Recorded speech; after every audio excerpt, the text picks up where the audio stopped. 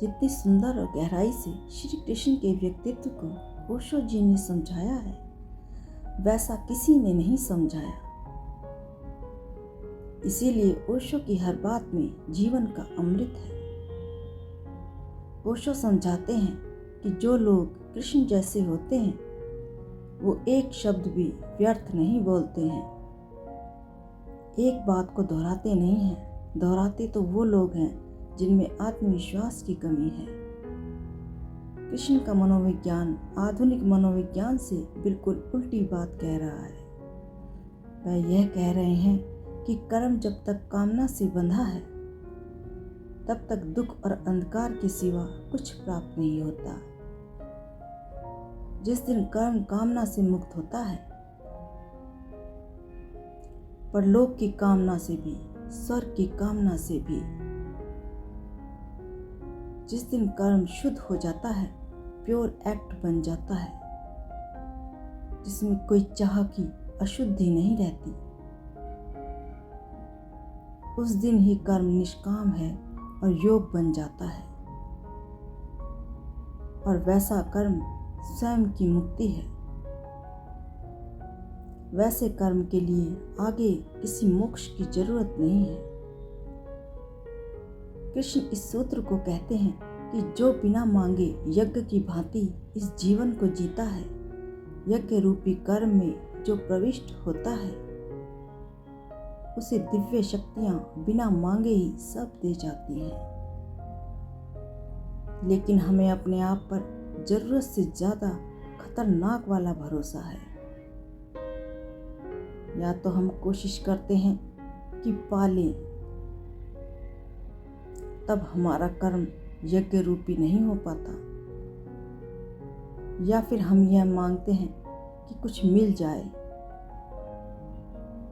तब आकांक्षा रखने से दूषित हो जाता है और दिव्य शक्तियों से हमारे संबंध टूट जाते हैं। ओशो कृष्ण जी की बात को समझाते हैं कि कर्म करना कर्म ना करने से हमेशा ही श्रेष्ठ होता है। कर्म न करना वंचना, डिसेप्शन है। कर्म तो करना ही पड़ेगा। जो करना ही पड़ेगा उसे फिर होश में रहकर करना ही श्रेष्ठ है। जो करना ही पड़ेगा उसे सामने के द्वार से स्पष्ट रूप से करना ही श्रेष्ठ है। जब करना ही है तो पीछे के द्वार से करना श्रेष्ठ नहीं है।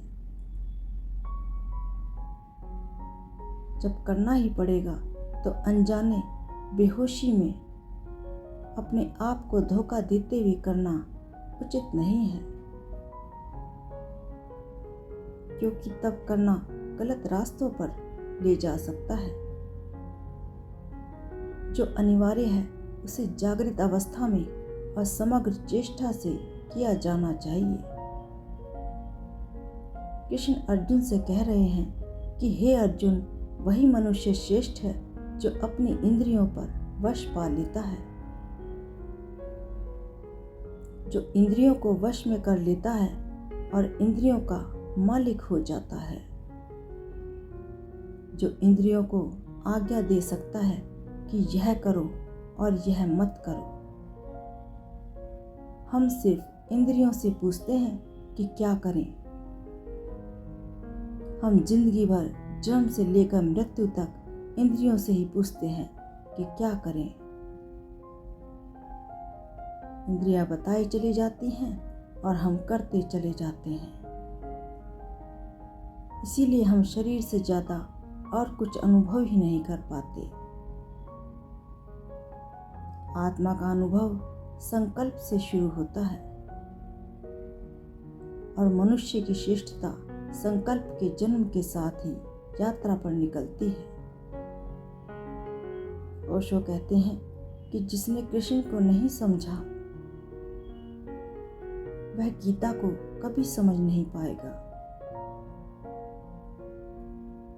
पहले कृष्ण के स्वरूप को समझिए, गीता अपने आप समझ आ जाएगी।